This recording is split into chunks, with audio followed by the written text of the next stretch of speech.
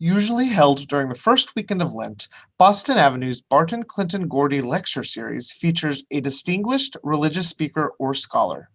Our guest this year was Dr. Robert P. Jones, whose lectures will hopefully help us better understand the history of race relations in the U.S. and in particular in the Christian church and how we chart a healthier path forward.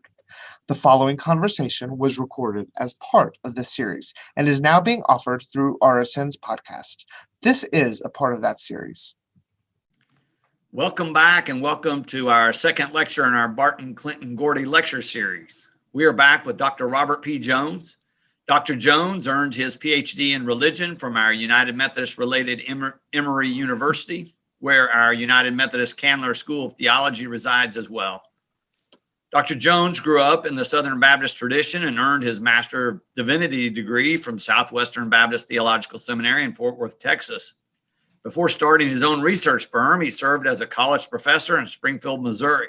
All to say, he knows the territory around us. Currently, he resides in the Washington, D.C. area and leads the company he founded in 2009, Public Religion Research Institute. They do original research and analysis. They gather the data and make it available free to the public. Dr. Jones is author of several books. We will discuss aspects of two of those today.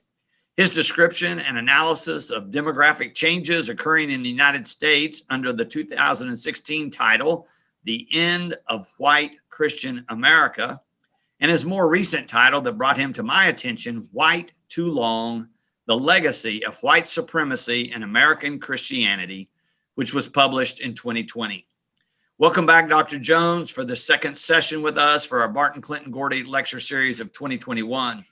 For those of you just tuning in, I am the Reverend David Wiggs, senior pastor at Boston Avenue United Methodist Church in Tulsa, Oklahoma, and I'll be serving as your host today. After a prayer, we will delve into American Christianity and racism in America today. I'll be using the prayer of St. Francis for our opening. Let us pray. Lord, make me an instrument of your peace. Where there is hatred, let me sow love. Where there is injury, pardon. Where there is doubt, faith. Where there is despair, hope. Where there is darkness, light. And where there is sadness, joy. O divine Master, grant that I may not so much seek to be consoled as to console, to be understood as to understand, to be loved as to love. For it is in giving that we receive, it is in pardoning that we are pardoned, and it is in dying that we are born to eternal life. Amen. Okay, so today, Dr. Jones, we're talking about American Christianity and racism in America.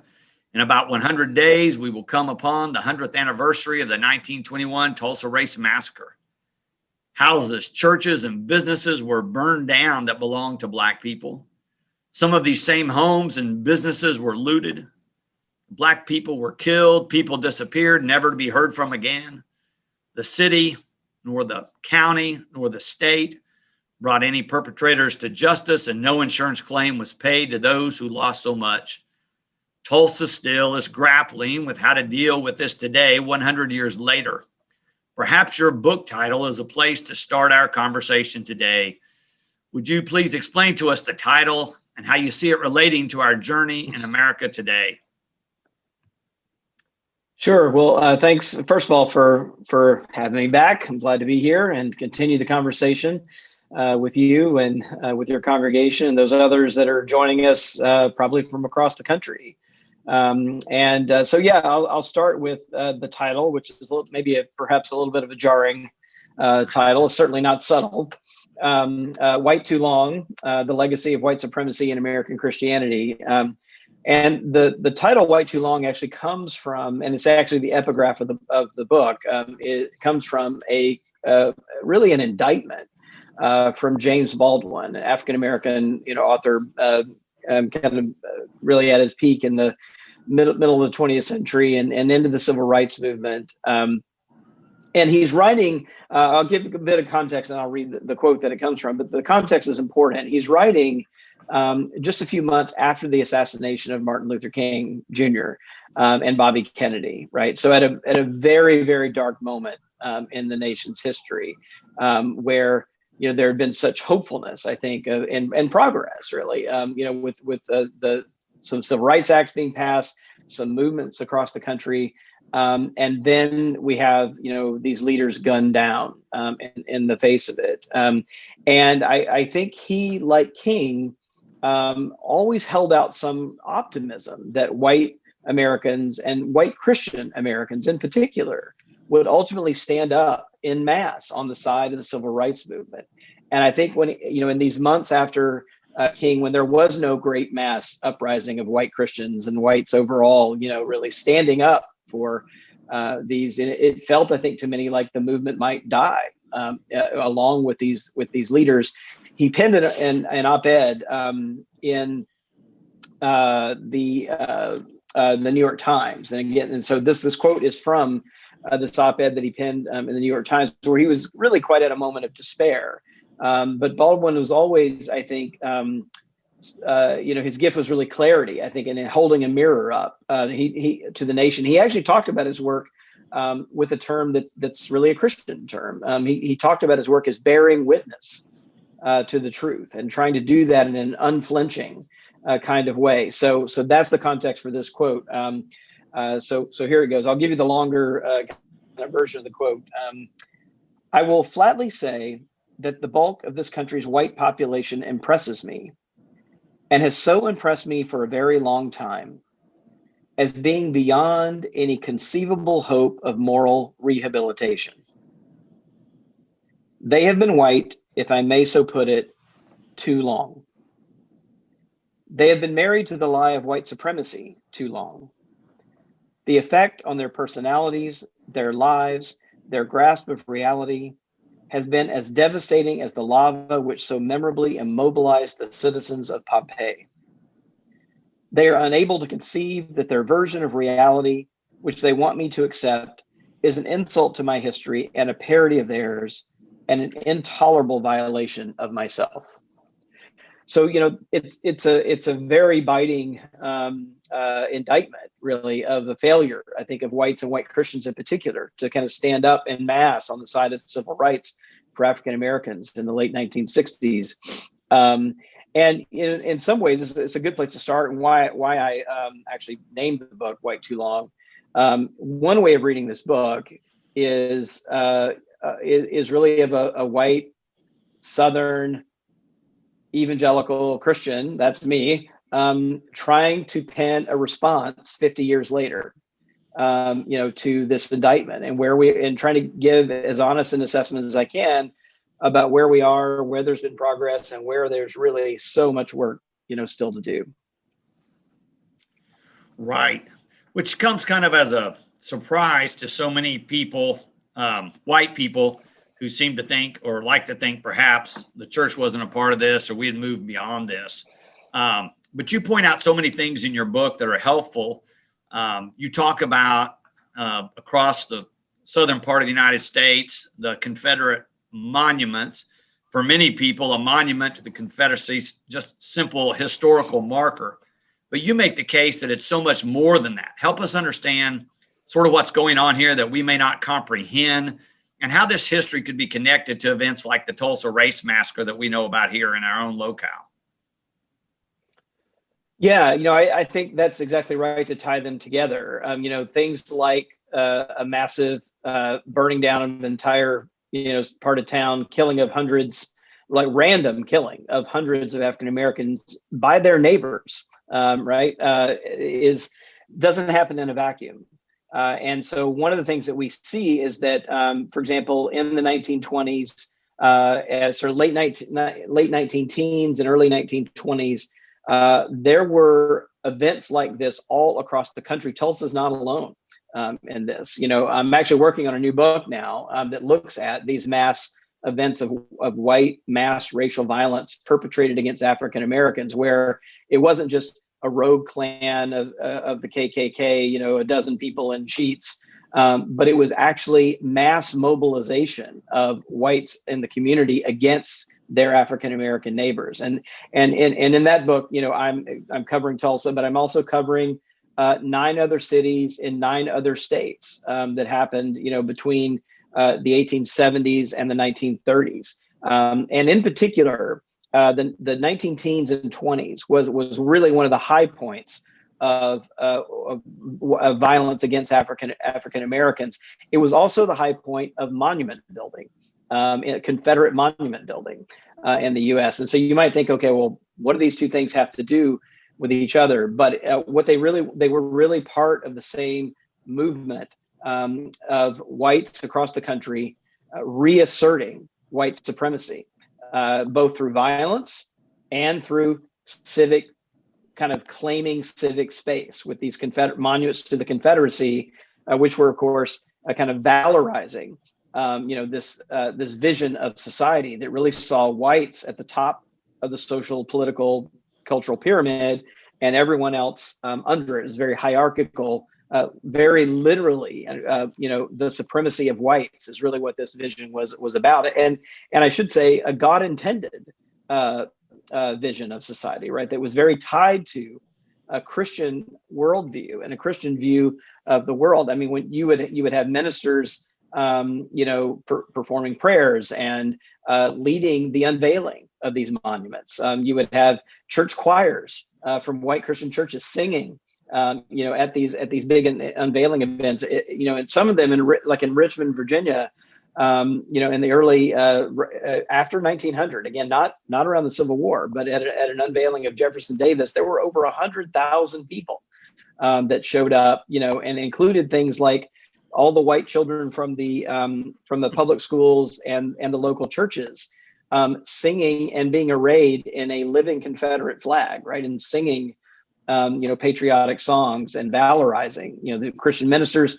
Second Baptist Church in Richmond hosted the United Daughters of the Confederacy and others who were leading, these things. So these things were all intertwined. But I think it's important to remember. So, and what's going on in that time period is really whites reclaiming the law, instituting segregation, and a Jim Crow segregated world, segregated schools, segregated civic spaces after the gains of equality after the Civil War, right? It was overthrowing the gains of Reconstruction that went well into the 20s. That both these acts of violence and these acts of building monuments, all blessed and baptized by Christian ministers and churches across the country. Right. Kind of shocking history for some of us if we weren't taught that in our schools, which I don't think most of us were, in terms of what was going on with all that. I think there's that great misconception that somehow there's just a couple of historical markers that were put up right after the Civil War, rather than this being sort of a whole movement to reassert the Confederacy and segregation and Black inequality and all those kind of things that swirled around as the legacy of slavery. So the way you describe that in the book, really helpful. You give so much detail to help understand that, and does put what happened in Tulsa in a greater context for us. You also talk about it. One more point on. Yeah, go ahead. Can I make one more point on that? Just sure. Yeah, I mean, I actually have a chart in the book that I think was the most clarifying for me, that I actually built on data that the Southern Poverty Law Center collected. And so if you actually look at the number of kind of monuments erected in each year, what you see is actually there's some right around the Civil War and its aftermath, but the next big peak is in the 19-teens and 1920s, right? And again, you see that's the peak of kind of mass violence against African Americans in the country. It's a peak for monument building, and then it kind of subsides. And the next peak you see is after the passage of Brown v. Board of Education that desegregated public schools. You see another peak of Confederate monument building that happens in the 1950s. So it's just such a very clear sense of when segregation is threatened, when white supremacy is threatened. You see this spurt of activity of new monuments. And it's worth noting too, like, where did they get placed? Not in Confederate cemeteries, right? They got placed on town public squares, courthouse lawns, right? Big civic spaces claiming it for whites. And so, if you think about a small county seat town, that's got a massive monument to the Confederacy on the courthouse grounds. What it's really declaring to all the African Americans who are going to walk into the courthouse trying to find justice. It's kind of it is a very overt declaration of what kind of justice they can expect to find. Very good. Well, that's great insight. You also share, kind of use a framework in the book, The End of White Christian America, from Dr. Kubler-Ross's 5 Stages of Grief. And you use that to frame what's going on in America today. Would you describe how this applies and kind of where you think we are now in terms of how you framed that in the book? Right. I was trying to think about how to understand where we are in the country. So I'll back up just a minute to kind of give you some of the background there.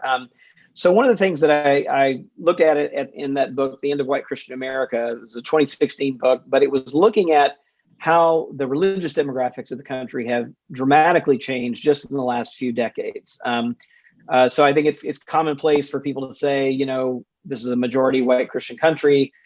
For all of American history, that has been basically true until now. And so what that book was kind of analyzing and looking at is that as recently as 2008, just a few election cycles ago, when Barack Obama was first running for president, the country was in fact still a majority white Christian country. So 54% of the country identified as white and Christian as recently as 2008. By the time we get to 2016, with the Trump-Clinton election, that number had dropped down to 47. Right, so we had crossed this threshold from 54 to 47% white and Christian, of being a nation that was demographically speaking majority white and Christian to one that no longer was. And I think that key insight, right, and it was kind of the key to understanding, I think, some of the visceral appeal of Trump's campaign when he would say things like, if you don't vote for me, America as you know it is going to be over. Right, you'll never see another candidate like me again.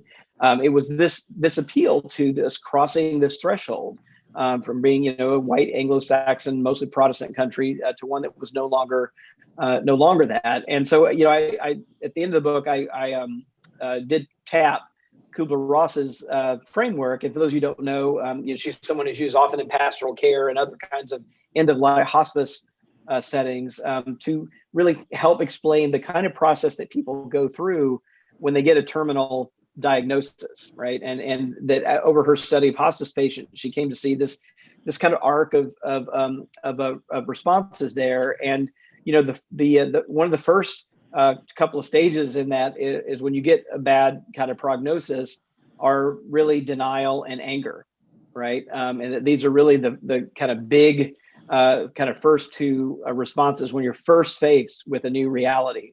And I think that was actually pretty helpful for me in understanding that part of what's going on here, I think, particularly among white Christians in the country, who is that there is a kind of visceral sense that they feel this shift in the country. And that shift involves them moving from majority to not a majority. There is no single group now that claims majority status, and that's a loss, right, for groups who had experienced themselves as being the unquestioned majority in the country. So I think these nostalgic appeals, even to the "Make America Great Again," right, it was that last word really that I think had a lot of the power and that tapped this moment that we're in, in the country. So I was kind of talking about that, and then the other stages really are. A kind of disillusionment that happens so after you kind of get over the anger and the denial, there is this kind of like disillusionment that happens. I think we're seeing a lot of that. When we talk to people in focus groups and other kinds of research projects, we hear a lot of people saying like, well, I'm lost. I don't know what the country stands for anymore.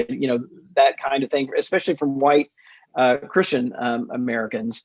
At the end of that trail, if we get to a place of health, ultimately, there is a place of acceptance, right? And I don't think we're there yet, for sure. But I think that the things that we see, and particularly people going to links like to attack the U.S. Capitol, right? This is something that like is unprecedented in American history. But I think understanding that and understanding this angst, anxiety, anger really is partially because, and even primarily because we've gone through this great shift, this sea change in who we are as a country and who we think we're going to be in the future.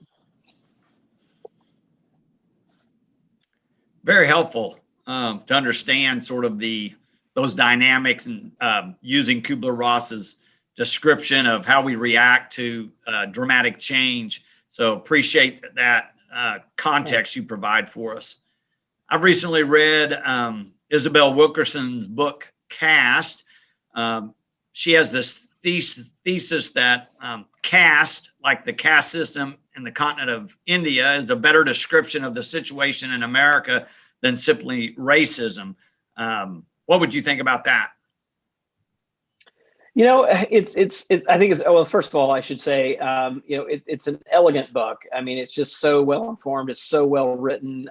It's so creative, I think, in the framework, and I'm so impressed by, this lens, right, that she brings to kind of to help you see things a little differently. So I think it's a real achievement, that book, and certainly kind of recommend it to folks.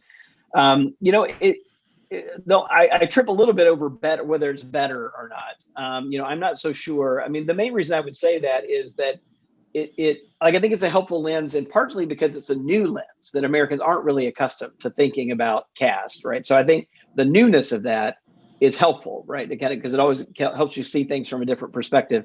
I think that may also be its weakness, right? Is that it's not part of the vernacular, it's not part of the vocabulary that we kind of have discussions about. So for those who've read it, I think it is an illuminating lens.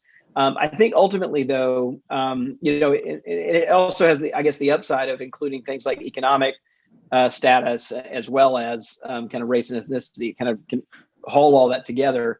But what's notable about it is just how persistent the sort of conceptions of race and racial identity are at the heart of, I think, the American context in particular. I think it just has to do with our particular, history of Native American disenfranchisement and African American slavery with African Americans. This is really the context that we're dealing with. And one of the things I've been trying to do is to kind of hold on to the centrality of white Christianity and the role that it has played, there. And you could trace it back. This was helpful for me in terms of a lens. This version of white Christianity lands on our shores. Like, it doesn't get invented here. It's part of a legacy of European Christianity and conquest and domination that kind of comes baked in really to the Christianity that just lands on these shores with white Christians arriving here. And one piece that I wish every white Christian would know about that very few do. And I'll say this: I made it all the way through seminary and a Ph.D. program without myself knowing much about this thing called the doctrine of discovery, which is a late 15th century, like 1493 papal edict. But it is the thing that really built into the kind of modern era. It basically just said, look, that it said that if any Christians coming from Europe come upon lands that are occupied by non-Christian inhabitants, that you have the blessing of the church to seize those lands in the name of Christianity and the European state from which you're from, right? And it was a Christian blessing on conquest and denomination that was largely also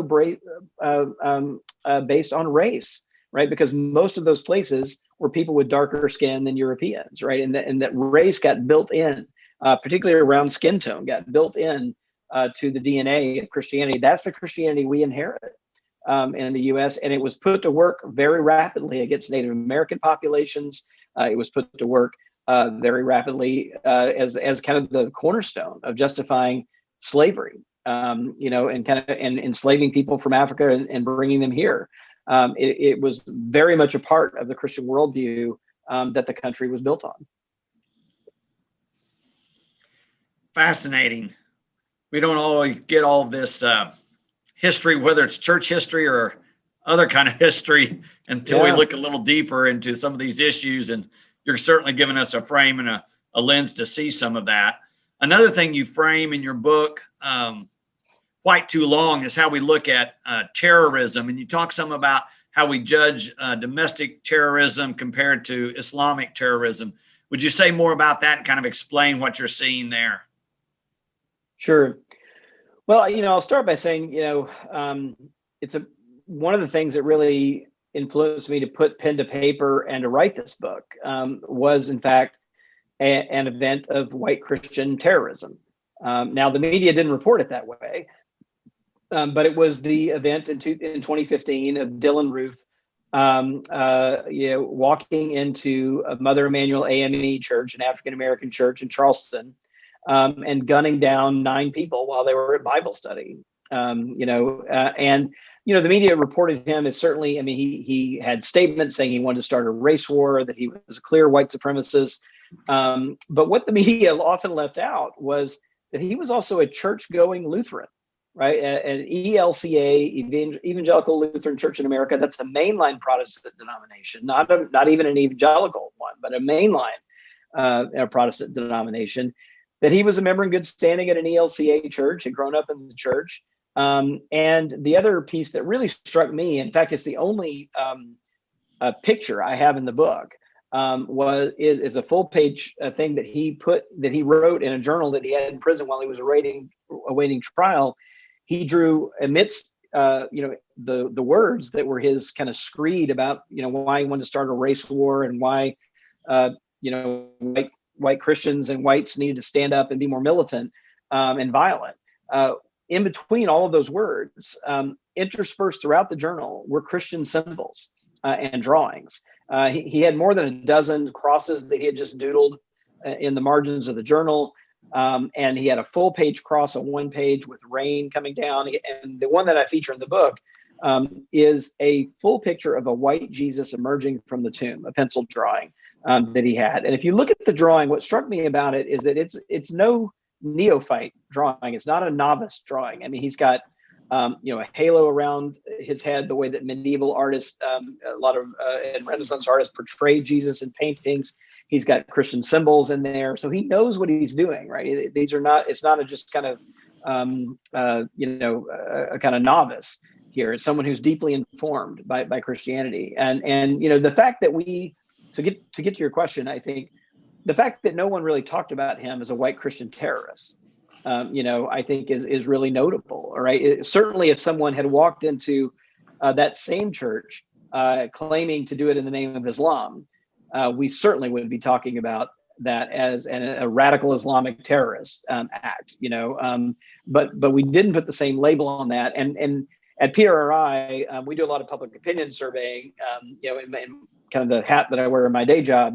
And we actually decided to test this out to see whether people had a double standard here. And so we asked people on a survey, on a national public opinion survey, if someone does something in the name of Islam, so commits a violent act in the name of Islam, do you think they're really Muslim or not? And then we asked another group, if someone commits a violent act in the name of Christianity, do you think they're really Christian or not? And what we found was indeed a double standard, that people were much more likely, Americans overall, much more likely to say, yep, that's really a Muslim, than they were to say, yes, that's really a Christian. Right. The difficulty for any group who doesn't know very much about another group, of the nuance of the differences within the group, we so often gloss over. So like in this case, an instance of Islamic terrorism or terrorism that we see from a Muslim, we make this gross generalization that represents all of Islam. But when a person does it in the name of Christianity, Christians especially say, oh, no, that's not us. That's not real Christianity. That's not what we represent, which may be true, but it just does illustrate that kind of double standard and in a way, a lack of knowledge of the other, whether it's a person of a different race or ethnicity or religion. I think it's notable that what we often want to do is to take the best example from our religion and compare it to the worst example from somebody else's, right? Right. And that we think that that's a fair comparison, right? So we tried out our best examples and we tried out the worst examples on the other side. It's certainly never fair. I mean, so I think Dylan Roof actually should stand forever. As long as this generation is living and breathing, if you want to pull out the worst of someone else's religion, you better be willing to put Dylan Roof on the table right beside them. As an example of a kind of white Christian terrorist, as well. And I think one other point I'll make here, I think the real danger for white Christians, and I say this as a white Christian, is to, and I hear this a lot actually in people responding to the book and in discussions, is, the statement, well, you can't be Christian and racist. You can't be a follower of Jesus and be racist, like as if that's a statement of historical fact, right? Now, I know what people mean when they say that, right? They want to say, look, if you truly understand the teachings of Jesus, you couldn't possibly be racist, I think is what they really mean. But when these worst examples come out, I think this, like, no true Christian could do X, right? Is an easy way to kind of get us out of, I think, the difficult wrestling with the fact that no, actually, we need to kind of resist the urge to say that's not us. That we really do have to say, okay, like, what does it mean that someone who is raised and a practicing Christian could think it is part of their Christianity to gun down 9 African-American fellow Christians? How does that work? And it's also easy to dismiss it as kind of the act of one kind of crazy person. But if you look at the larger history and you look at Tulsa and you look at the other, Tulsa 1921, and you look at other events in history, you really do have to kind of, the words I've often used, you have to sit with it, right? And I think you have to kind of sit in this very uncomfortable place and realizing that this religion that you value and has brought so much meaning to your own life has also been used in some fairly nefarious ways. And if we're really thinking about our responsibility to the present and to our kids and grandchildren, we can't brush that aside. Like, we really do have to kind of do the work, I think, to prevent that from living among us for another generation. Right. So part of our lecture series, obviously this year, is looking toward that 100th anniversary and kind of doing our own work as whites, particularly as white Christians, in terms of the history and the legacy of how racism and white supremacy has been tied in and supported by Christian and by churches, by Christian leaders. You sketched all that out for us in the book as well as in your opening lecture. But you've also done some research about those same attitudes and how they're alive today. So many of us who are Christians, like to think that our faith insulates us somehow from holding any kind of prejudicial or racist attitude. Especially, we think that about people who attend worship regularly, who are faithful to their local faith community. But you say you found actually the opposite of that in your research. So tell us about what you found and the prevalence of these kind of attitudes that are current in America, even as we speak. Yeah, well, the other thing that I wanted to do in the book, besides sketch, this very troubling history, was to look and to ask the question. I was like, okay, well, that's the history. Where are we now, and where how does this history play out? And so, the best tool for doing that is to kind of look at current public opinion data. And so kind of tapping some large public opinion surveys conducted by PRRI, looking at, in particular, questions around race, racism, systemic and structural racism, things like Confederate flags or the killing of unarmed African-American men by police, criminal justice system, and looked at a whole range of questions there. And what was really striking is how consistent the patterns were across a whole range of different questions that had to do with race and racism in the country. I'll give you just a couple of examples here. So, on the a couple of questions that have been, in the news the past year or so, the one is just on Confederate flags and monuments. We've been talking about that. We asked about whether people saw Confederate flags and monuments as more of a symbol of Southern pride or more a symbol of racism. And in the book, what I try to do is compare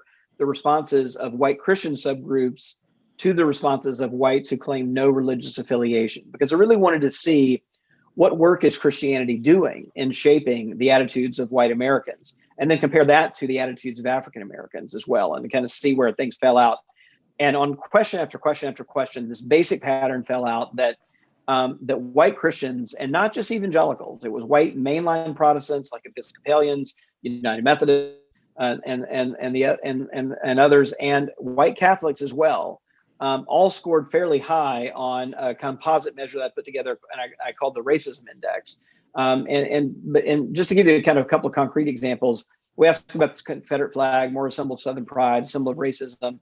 White Christians across the board, again, not just evangelical, but mainline and Catholic, were 30 percentage points more likely than whites who were religiously unaffiliated to say that the Confederate flag is more a symbol of Southern pride than a symbol of racism.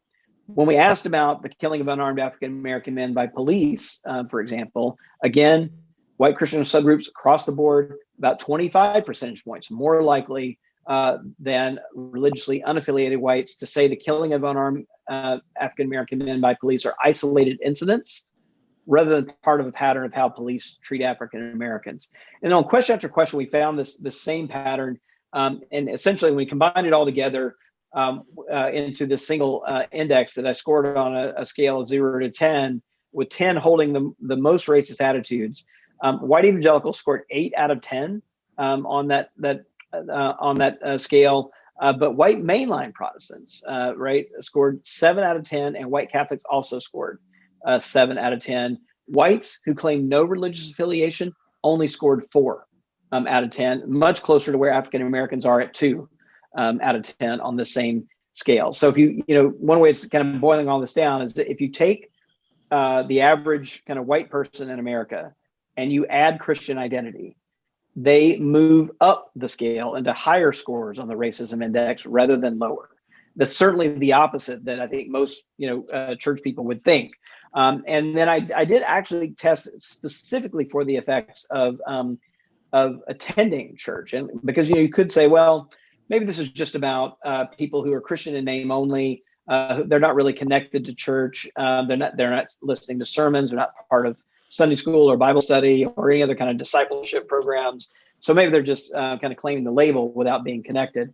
But even when I looked at this response about or this pattern of behavior about being connected to a church, I found that overall among whites that attending churches made no difference one way or the other, but particularly among white evangelical Protestants, it actually made things worse. In other words, attending the relationship between holding racist attitudes and identifying as white evangelical was actually stronger among those who attended church more frequently than it was among those who attended church less frequently. And it led me to this kind of conclusion. It was one of these sentences that I wrote, and after I wrote it, I sort of stared at it because I was just so stunned that it is in fact what the data showed. And I basically said, look, one way of thinking about kind of summing this up in plain language is, if you were recruiting, kind of a hypothetical situation, if you were recruiting for a white supremacist organization and you want to increase your odds of being successful, you'd be better off hanging out in a local church parking lot on a Sunday than approaching whites who were sitting out services in the local coffee shop. Such a stunning finding for those of us who are committed Christians, to think that somehow our faith and our theology in America of Christianity has been co-opted by white supremacy. But you make a similar statement in the book where you write that racism has indeed warped our own identities. So say more about that in terms of what you've found overall in the research you've been doing. Yeah, I kind of go back to the quote we started off with from Baldwin here. He has this kind of line that runs through his work actually about how, either the tacit or explicit acceptance of this lie that whites are somehow inherently more valuable. The lives of whites are inherently more valuable than others, and how just allowing that to live within our theology, within our churches, within our psyches, warps everything around us, right? It warps our ability to see things rightly. And I think that quote, he said, their version of reality, which they want me to accept, is an insult to my history, a parody of theirs, right? And an intolerable violation of myself. And I think that it's easier, I think, for whites and white Christians to accept that there's been harm done, right, to African Americans. I mean, you can look all around, everything from criminal justice patterns of who's incarcerated, who is on death row, who even in COVID, like which communities are getting hit the hardest, right? It's African American, Latino communities, the Native American communities that are getting hit the hardest. Those have been communities that have suffered the brunt of white supremacy in this country, and whites are being affected much less, by the pandemics. I mean, in many ways, it's laid the results of this bare for us to see.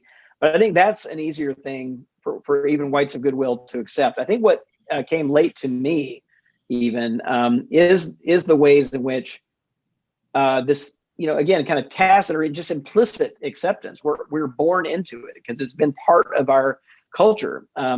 This just kind of tacit sense that our lives are worth more than others and should be.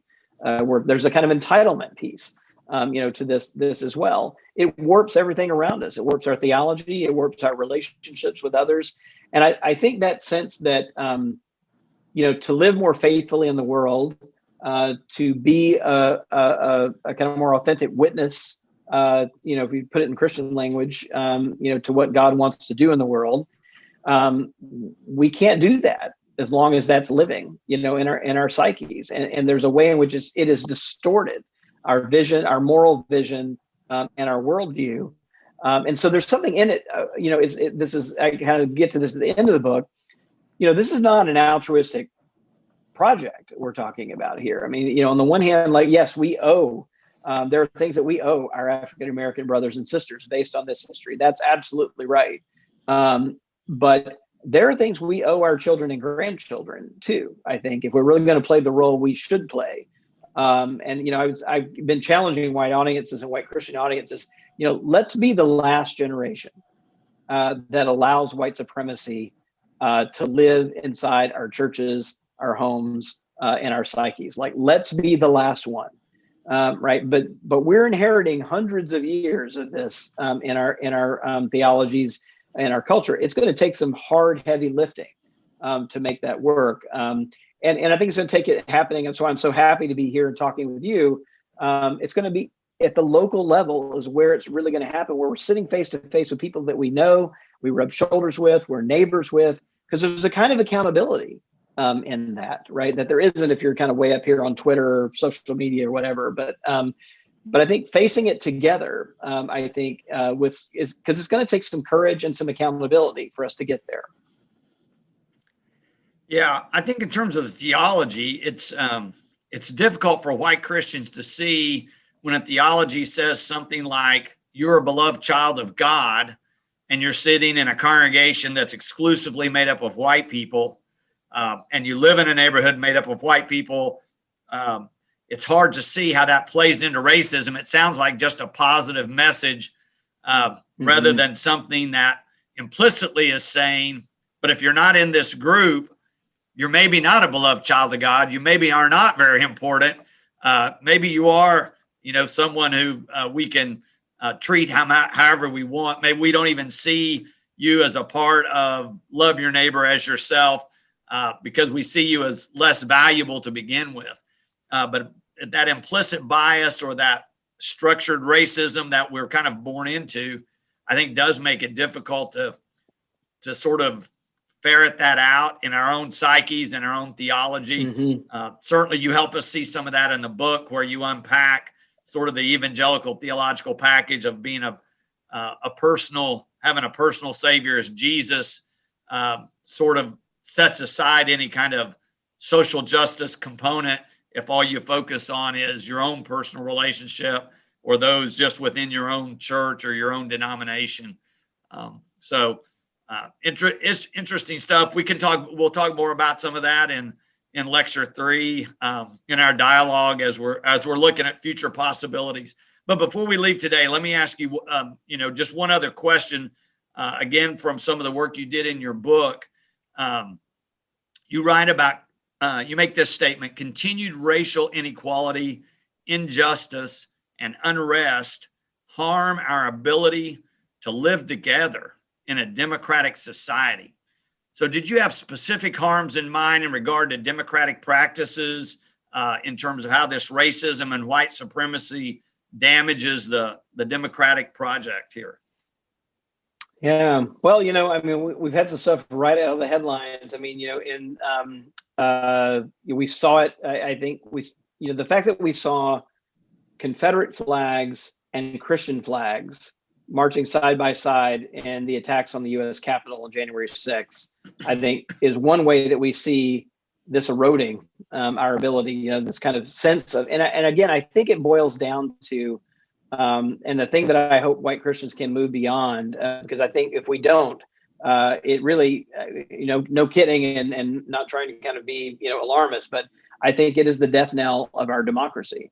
If white Christians cannot let go of this sense that we white Anglo-Saxon Protestants own and are the country, if we cannot let go of that, that is the end of our democracy, right? We have kind of been able to kind of hold on to that for all of this time through the country, but the country really is changing in a way where we can no longer just give lip service to these ideals of religious liberty and pluralism and diversity, but it's with us today, and it's a real challenge, I think, and it can be a real achievement for this generation, because in some ways, in really truth, we are the first generation to face a country that is no longer majority white and Christian, right? And so if you think about, I'll end with an image that I used kind of at the end of White Christian America, that if you picture America as a kind of table, like a dining room table,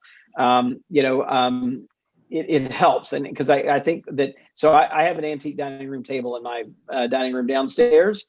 And you can even see some of this hierarchy even built into our architecture of our furniture. So that table has 6 chairs, but one of the chairs is different than all the others, right? It is bigger than the others, and it has arms. None of the other chairs have arms. It's called the captain's chair, right? In architectural terms, and it was designed for the father figure, right? This to sit and preside in a place of authority over dinner, right? That was like what that built in, what that was kind of representing in that furniture.